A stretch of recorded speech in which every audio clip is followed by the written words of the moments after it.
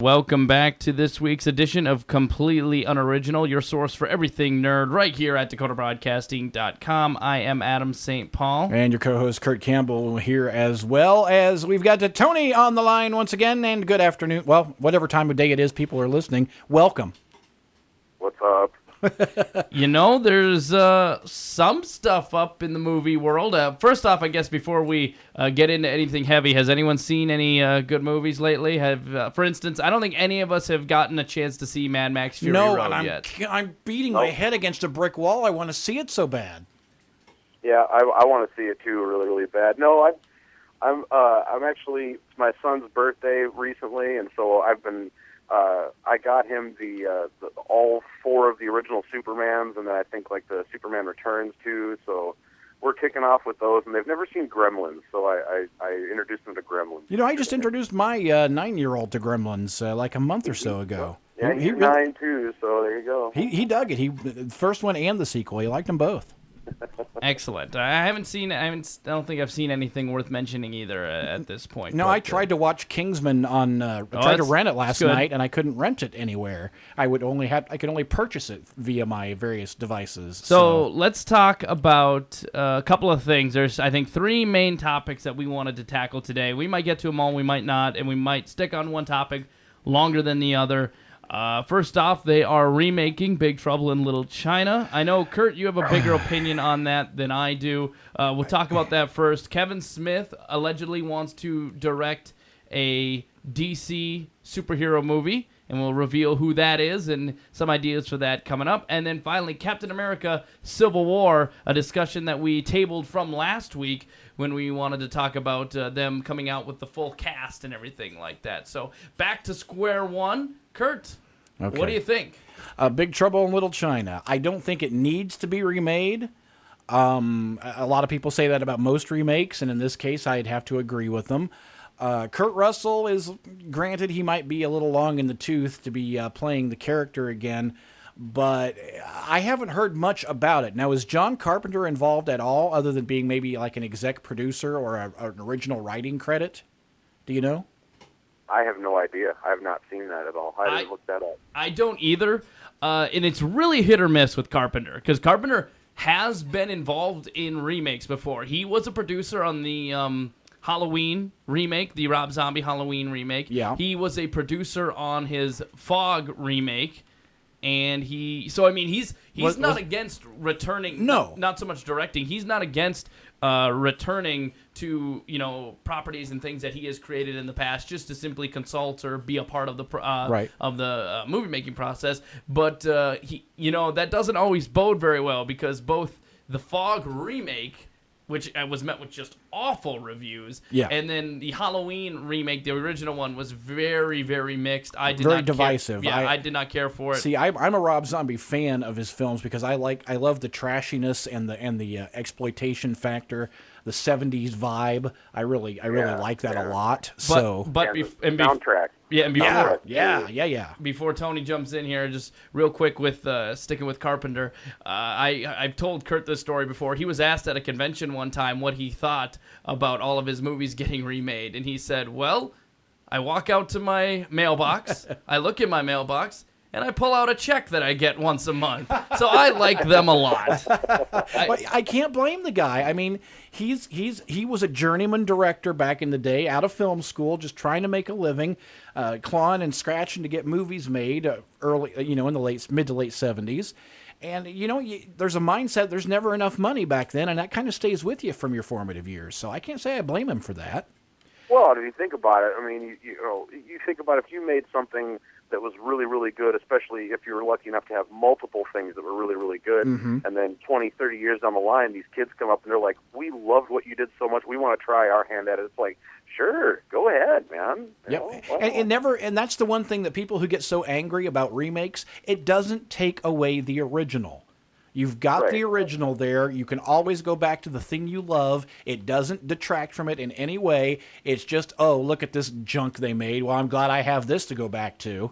So unless you're like a fan of those movies, like that they're just gonna mix out of like upcoming features, like X-Men: Days of Future Past, just completely wiped X-Men 3 and Origins off the map and Yes. everything. And so if you're a fan of those movies, then you're kind of like, oh, well, crap. But yeah, I see what you're saying, though. Well, now, and that's why we're probably going to move from this topic pretty quickly here, because there's not a lot known about it. It is happening. I can tell you that. And It's been greenlit from what you've seen? Okay. And I'm pretty sure The Rock has been signed on to play the lead role. And kind of researching this and everything, Tony, you have some Rock fatigue.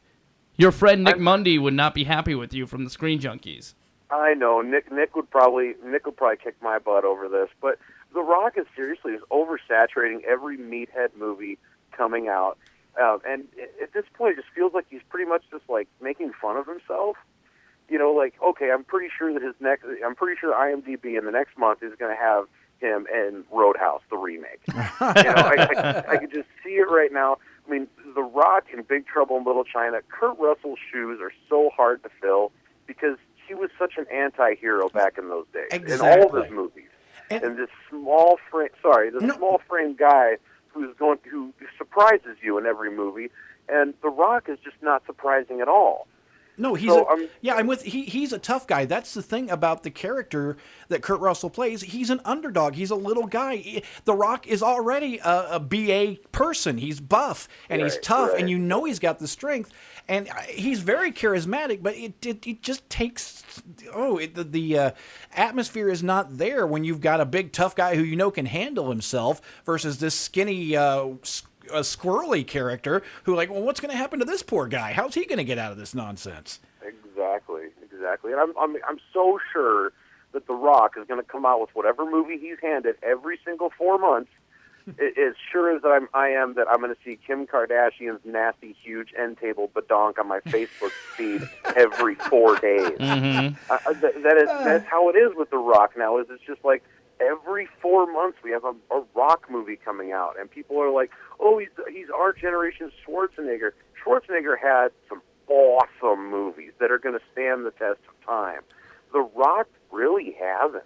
The only thing, well, The Rock has been credited, and this is probably true, to revitalizing the Fast and Furious franchise, for whatever that's worth. Well, he's right for those films, from what I've seen. Yeah, and that's the case as well. I think Tony makes the point in that he probably takes every single movie offer that he gets, doesn't matter what it is, and it will get old as soon as they keep getting more and more mediocre. San Andreas, as far as the Screen Junkies are pushing it big time because The Rock has done some really good things for them. But other than that, it's getting just mixed reviews, and I think his shtick will grow old. Any last remarks on the Big Trouble in Little China remake?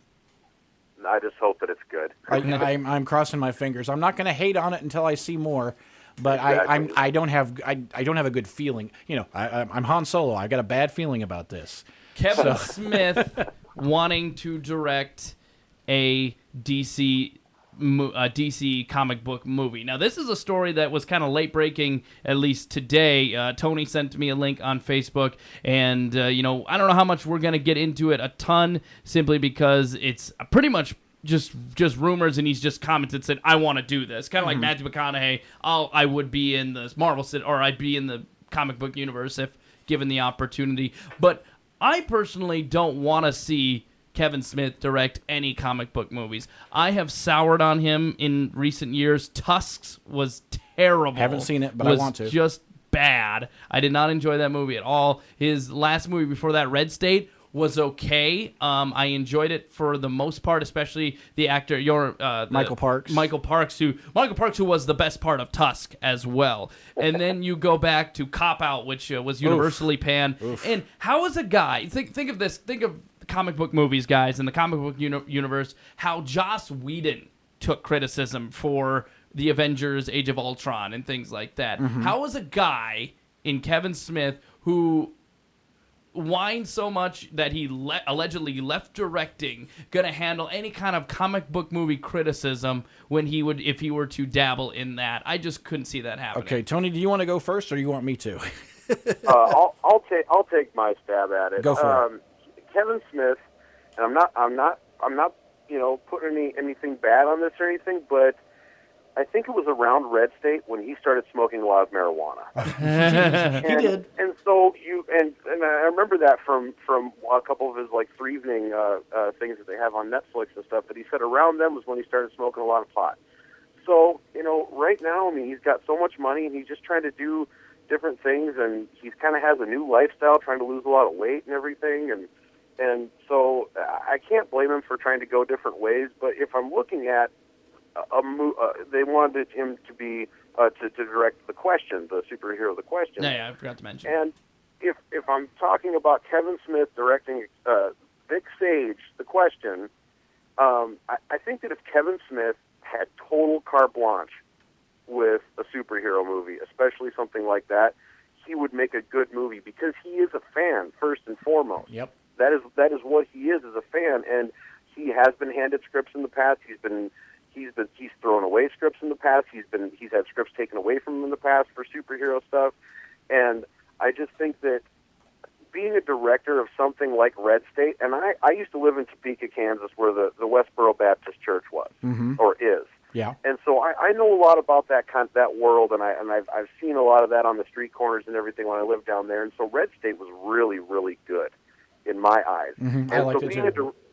being a director of something like Red State, I think he could pull off a really great Vic Sage movie. Well, and here's the thing too. A lot of folks who might think Kevin Smith, what's he have to do with it? He has written for DC a ton of comics. He has written for the major players. He's done runs on what Daredevil. I can't even run through the entire gamut. But he has done superhero comics a number of times, very successfully, because, like you said, he is a fan. He's got the show Comic Book Man. He owns a comic book shop in New Jersey. He loves this stuff. And yeah, he had trouble.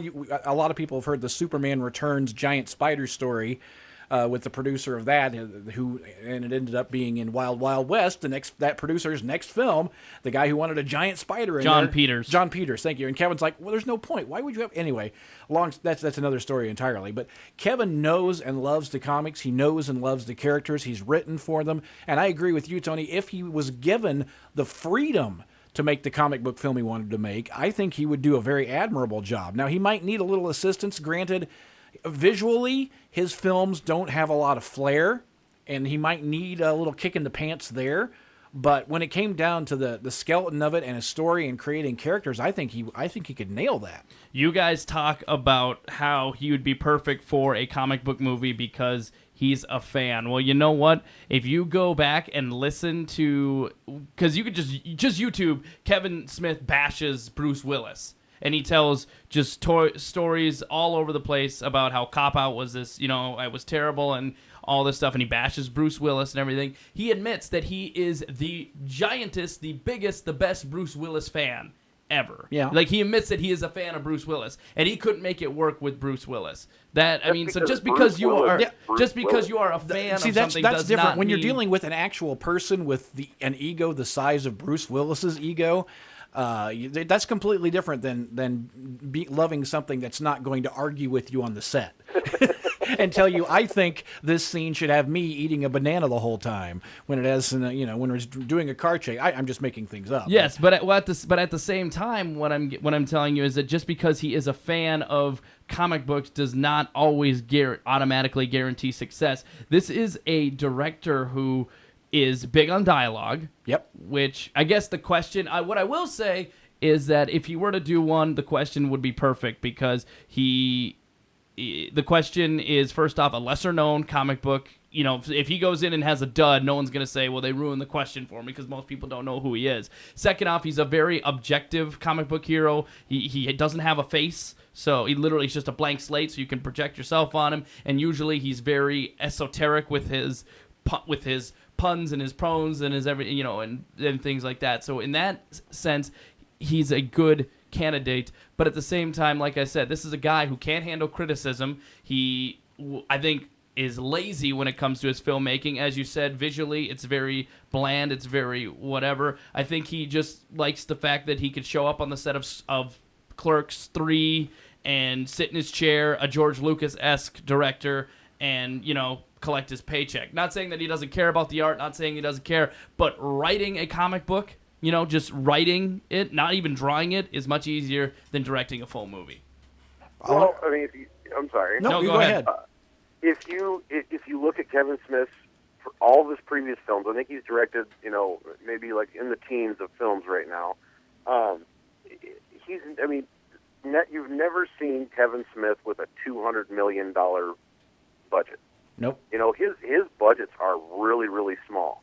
And, I mean, just look at the kind of quality of movies. I mean, yeah, some of them were kind of crazy, but, look at what he's brought us just with the low amount of money that he's been able to do. If you throw a huge check at him and say, here, this is for you, Kevin Smith, to make a movie, I think you would do it, and I think you would do it really well, and I honestly think you'd do it with money to spare. Yeah, he knows how to work his way around a budget. Because he's had to for so long.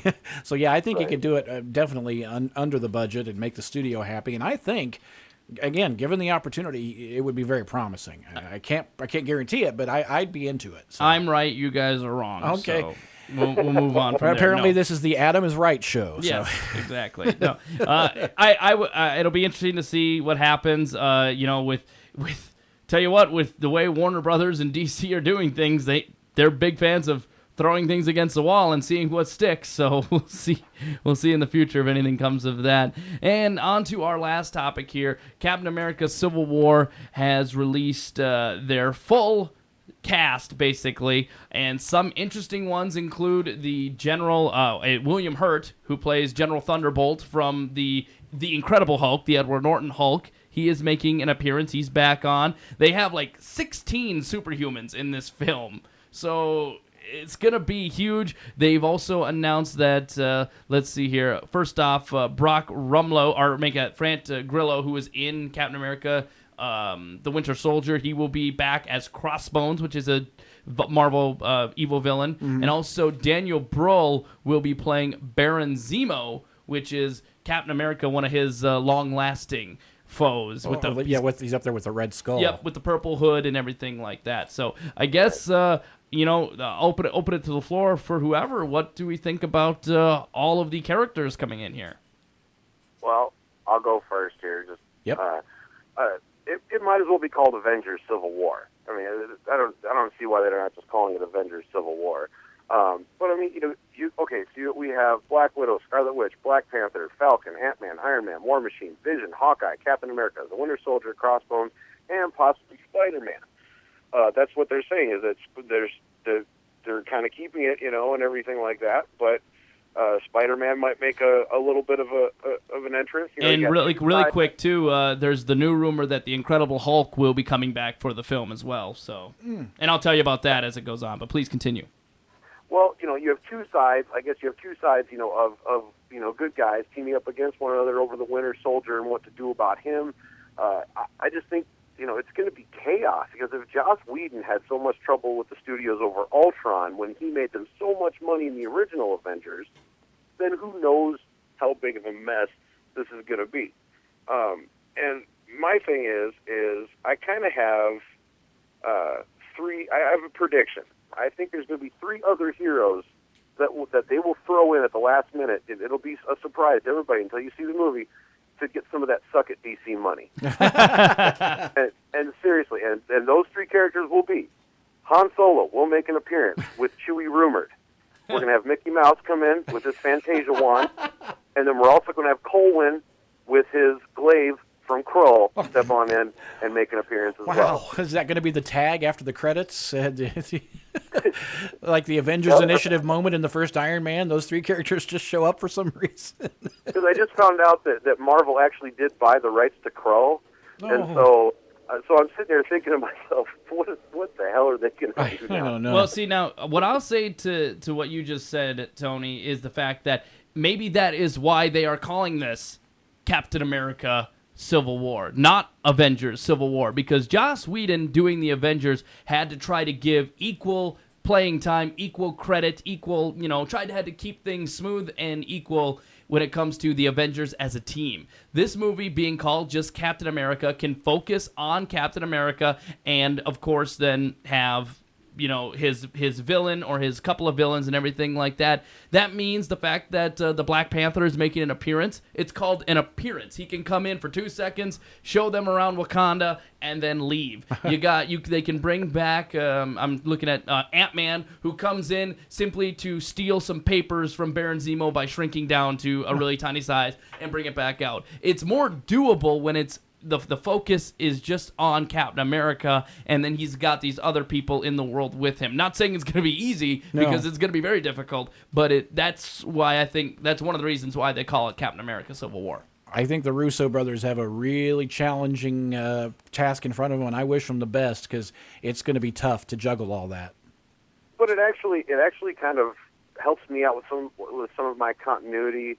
The things that I have problems with continuity-wise with the Marvel movies after the Avengers, because if you ask me, Iron Man 3, Thor doesn't matter because it was off-world, most of it. Mm-hmm. But Iron Man 3, Captain America, those movies, all I'm sitting there thinking the whole time is, when the hell are the Avengers going to show up?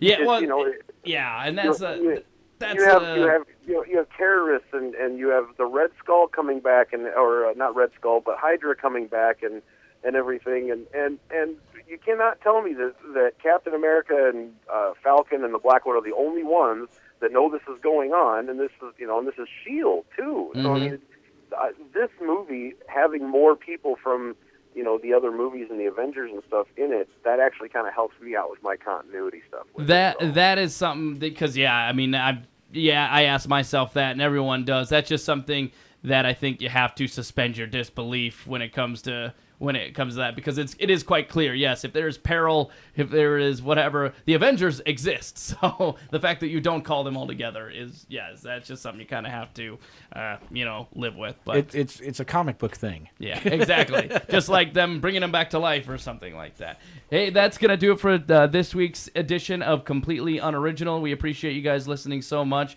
And for Tony Zur make sure to check out his YouTube page, yes. Tony Tube Zur, right? Our Tubes Reviews, rather.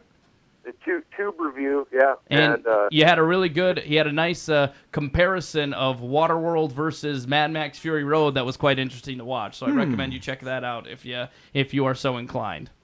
Yeah, and Adam St. Paul, you need to get that stuff up on YouTube, man. For sure. And let's see here. For Kurt Campbell as well, I'm Adam St. Paul. Until the next time.